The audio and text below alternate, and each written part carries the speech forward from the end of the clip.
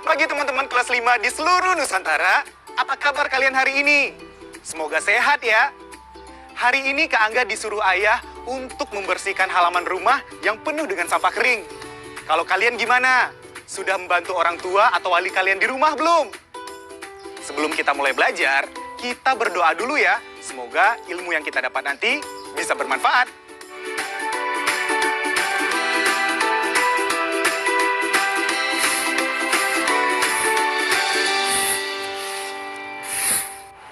Sungguh indah Gunung Rinjani, bagai surga pindah ke bumi.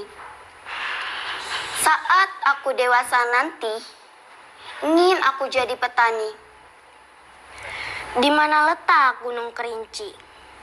Gunung tertinggi untuk didaki. Sungguh asik menjadi petani. Punggawa bumi sehat bestari. Rollindu punya lembah badah. Megalitikum daya tariknya. Jika memakai pupuk kimia, tanah mengeras, bumi terluka. Ngarai Sianok di Bukit Tinggi, tempat yang indah untuk berkemah. Sayur dijaga sepenuh hati, hasil melimpah dan penuh berkah. Sungai berantas di Surabaya. Lembah Anai ada di mana? Jika menjadi petani kota, dinding dan atap jadi sawahnya.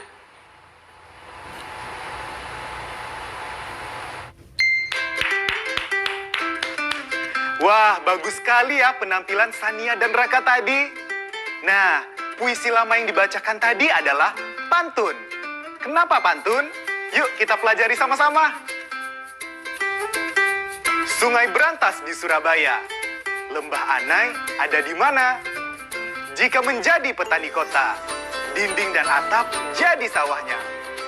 Perhatikan dua baris pertama dan dua baris terakhir setiap paragrafnya. Perhatikan pula akhiran di setiap barisnya. Kira-kira apa yang bisa kamu pelajari? Ayo kita kupas syarat atau ciri-ciri sebuah pantun. Syarat pantun. Dalam satu bait, pantun berisi 4 baris atau larik.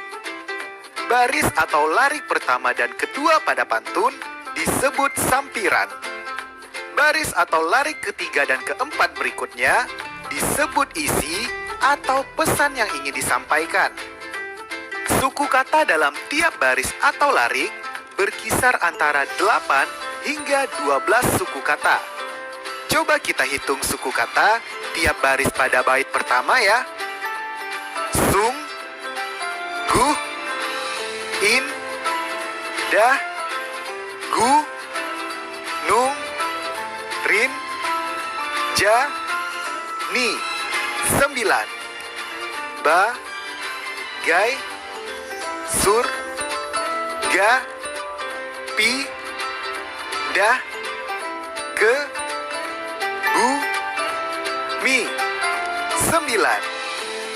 Sa, at, a, ku, de, wa, sa, nan, ti.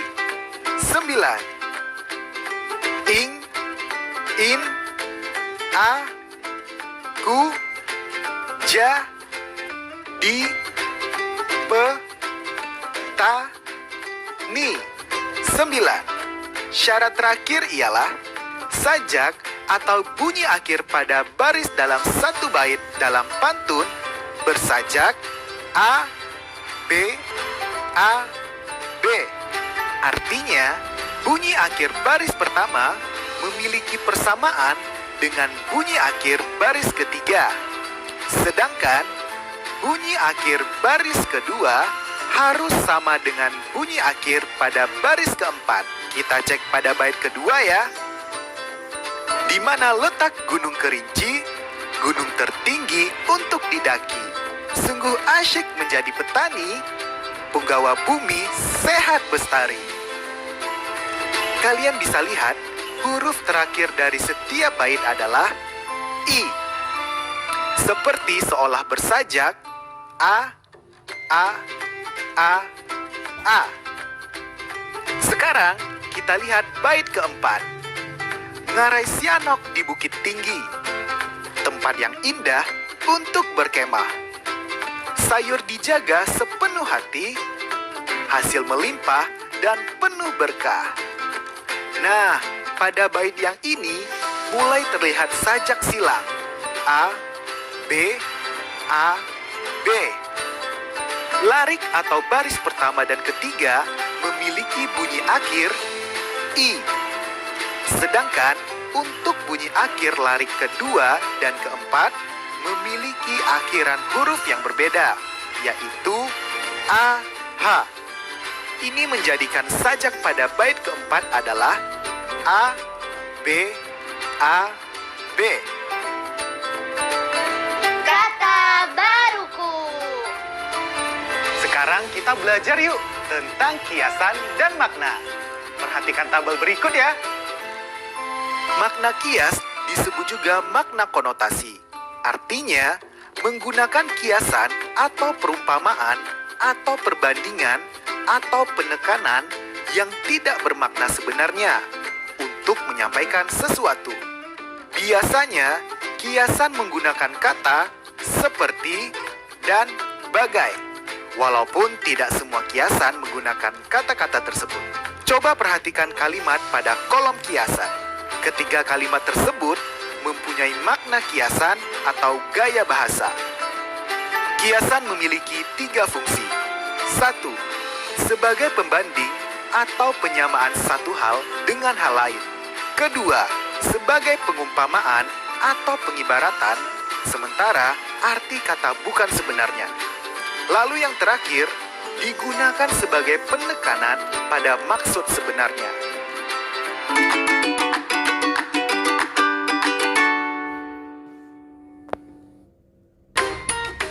Intuisi bilangan. Teman-teman, masih ingat kan gambar pembagian kawasan rawan bencana gunung berapi? Pembagian kawasan rawan bencana dibagi dalam 3 kategori, KRB 1, KRB 2, dan KRB 3. Zona yang paling jauh adalah zona KRB 1 yang memiliki lingkar warna kuning. Daerah ini berjarak 5-8 km dari puncak gunung berapi. Sedangkan zona KRB 2 memiliki lingkar warna merah muda. Daerah ini berjarak 2-5 km dari gunung berapi. Zona yang paling dekat dengan gunung berapi adalah zona KRB 3 yang memiliki lingkar warna merah tua. Zona ini hanya berjarak maksimal 2 km dari gunung berapi. Masih ingat rumah Doni kemarin kan? Rumah Doni berada di sebelah selatan gunung berapi dan berjarak 4 km dari gunung. Jika rumah Vina berada tepat di sebelah selatan rumah Doni dan berjarak 0,5 km dari rumah Doni, termasuk KRB berapakah rumah Vina? Ya, rumah Vina masih dalam satu kawasan dengan rumah Doni, yaitu KRB 2. Karena rumah Vina berjarak 4,5 km dari gunung berapi. Pertanyaan selanjutnya, seandainya ada peningkatan aktivitas gunung berapi dan ada himbauan, zona merah harus dikosongkan dan penduduk dilarang beraktivitas di zona merah. Apakah Vina dan keluarga wajib mengungsi? Ya, tentu saja Vina dan keluarga tidak wajib mengungsi, karena mereka tidak tinggal di zona merah. Teman-teman, apakah kalian tahu tentang kawasan rawan bencana gunung berapi? Yuk kita pelajari lebih lanjut. Kawasan rawan bencana atau KRB adalah sebuah peta yang mendeskripsikan daerah-daerah yang tergolong rawan bencana letusan gunung berapi. KRB gunung berapi biasa digambarkan dengan lingkaran-lingkaran seperti berikut. Lingkaran berwarna merah menggambarkan kawasan paling rawan. Lingkaran tersebut dibuat dengan jari-jari tertentu. Jari-jari ini berbeda berdasarkan pada kondisi masing-masing gunung berapi. KRB 1, gunung berapi bisa saja berbeda dengan gunung berapi yang lain. Lihatlah dua gambar KRB gunung berikut. Masing-masing gunung memiliki KRB yang berbeda. Dengan memahami KRB dan posisi rumah masing-masing, penduduk sekitar gunung berapi akan selalu siaga dengan kondisi gunung berapi. Sehingga ketika ada himbauan, semua penduduk radius 5 km harus mengungsi. Maka otomatis penduduk yang berada di zona merah dan zona merah muda sudah paham bahwa mereka harus segera mengungsi.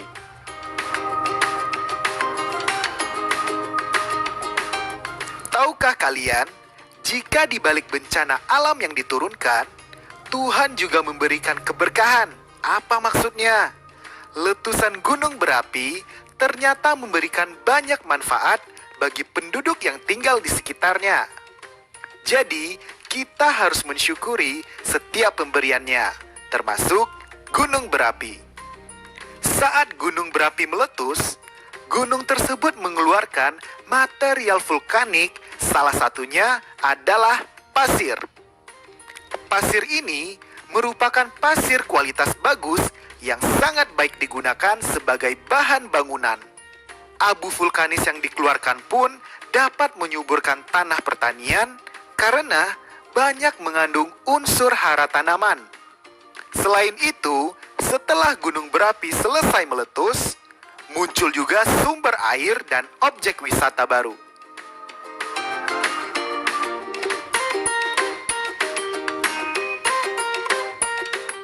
Pak Juki adalah kepala desa di Desa Mekarjaya. Desa ini terletak di dekat gunung berapi. Salah satu pekerjaan penduduknya adalah menjadi penambang pasir. Pak Juki selalu mencatat banyaknya truk pengangkut pasir yang mengambil pasir di daerahnya setiap hari. Berikut ini adalah banyaknya truk pengangkut pasir selama 1 minggu. Kemudian Pak Juki membuatnya menjadi diagram batang seperti ini.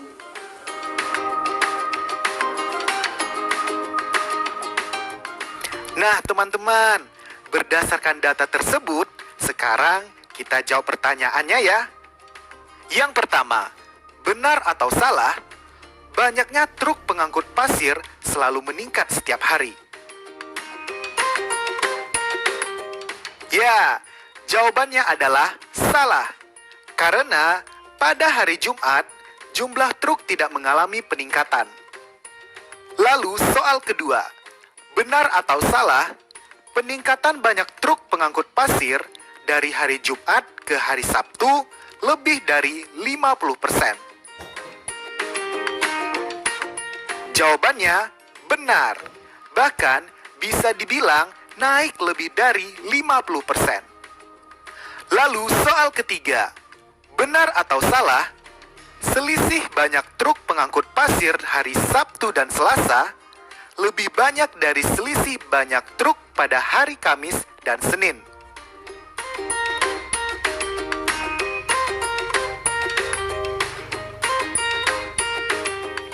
Jawabannya salah. Karena selisih Sabtu dan Selasa adalah 90 dikurangi 68. Berarti 22 truk. Sedangkan selisih pada hari Kamis dan Senin 85 dikurangi 42. Jadi sisanya 43 truk. Artinya selisih truk pada hari Sabtu dan Selasa justru lebih sedikit dibandingkan hari Kamis dan Senin. Karena 22 truk lebih sedikit dari 43 truk. Soal keempat, jika satu kali mengangkut pasir, setiap truk mengangkut sekitar 5 ton pasir, berapa ton pasir yang diangkut dari Desa Mekarjaya dalam 1 minggu?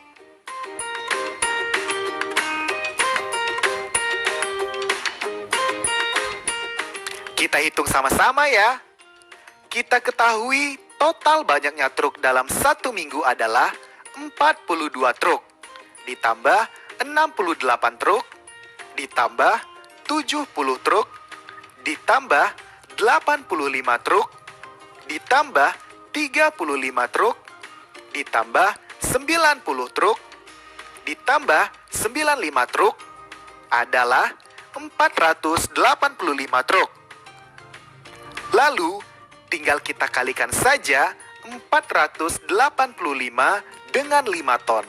Hasilnya 2.425 ton. Jadi, pasir yang diangkut dari Desa Mekarjaya dalam satu minggu sebanyak 2.425 ton. Soal terakhir, jika jumlah pasir yang diangkut dalam satu minggu hampir sama banyaknya, dapatkah kamu memperkirakan jumlah pasir yang diangkut dalam satu bulan?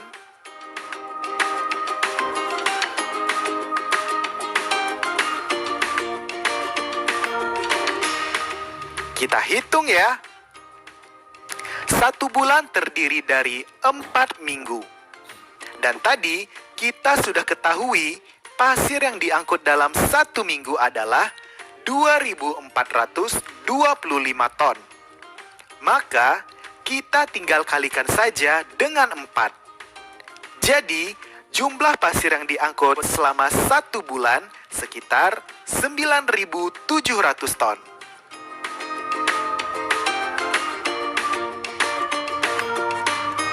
Proyek kreatif minggu ini. Untuk proyek mingguan hari ini, kita akan menyiapkan bahan utama untuk model gunung berapi kalian. Kalian bisa memilih salah satu bahan yang ada di depan Kak Angga ini. Ada plastisin. Kamu bisa membelinya di toko mainan. Ada juga tanah liat yang bisa kamu dapatkan di sekitar rumah kamu. Apabila tanah liatnya terlalu kering, kamu bisa menambahkannya dengan air sedikit demi sedikit. Tapi ingat ya, airnya jangan terlalu banyak.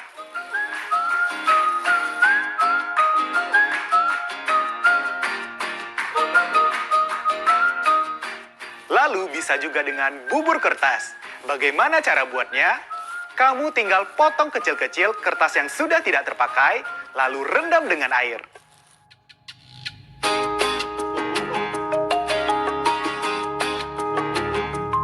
Setelah direndam dengan air, kita remas-remas potongan kertas tersebut hingga lembut. Selanjutnya, kita peras potongan kertas tersebut, tapi jangan terlalu kering ya. Terakhir, kita campurkan perasan kertas tersebut dengan lem kayu.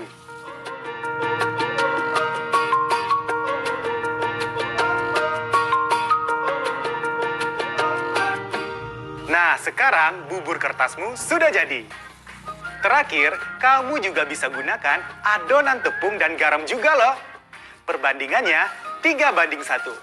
Jadi, apabila tepungnya 600 gram, maka garam yang kamu butuhkan adalah 200 gram. Nah, kedua bahan ini dicampurkan. Lalu, tambahkan air sedikit demi sedikit.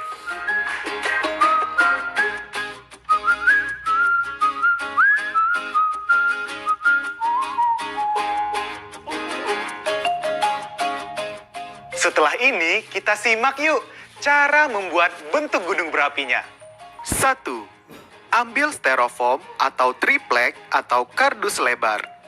Gunakan sebagai alas untuk membuat model gunung berapi kalian. Kedua, letakkan botol bekas atau kaleng bekas kira-kira di tengah alas yang kalian siapkan. 3. Tempelkan adonan yang kalian siapkan pada bagian A di sekeliling botol sampai botol tertutup dan menyerupai bentuk gunung berapi. 4. Tambahkan tanaman, sungai, atau danau di sekitar gunung berapi buatan kalian. Ini dia rangkuman tahapan proyek kreatif hari ini. Kalian bisa mencatat atau memotretnya dengan gawai yang ada agar kalian tidak lupa.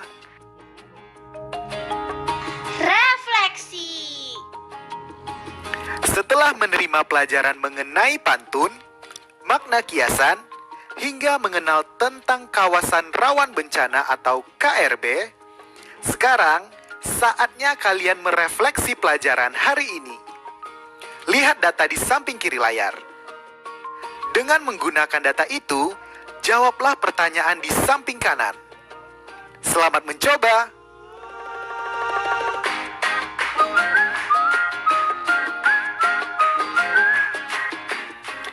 Berikut adalah jawabannya. Berapa soal yang kalian jawab dengan benar? Hebat kalian semua!